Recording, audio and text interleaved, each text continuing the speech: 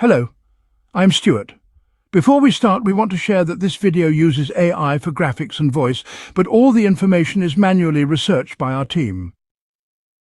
Here in the video, we will share the details for the Tomb Raider Reloaded Error Code 1. The error reads, "There was an issue communicating with the game server." This error occurs when players try to launch the game or connect to the server. Users on both Android and iOS shared that the game shows a connection issue and displays this error.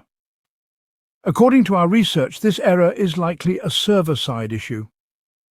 But in some cases, it might also happen due to a temporary glitch or if the app is not updated. First, restart your device and try launching the game again. This simple step can sometimes resolve temporary glitches. If the error still comes, then check if there's any update available for the game. If there is, update the app and check again. If the game is already up to date, but you still receive the error, then this is likely a server issue. In this case, we suggest you wait for a few hours and try again later. Thanks for watching. This is all we have for the error.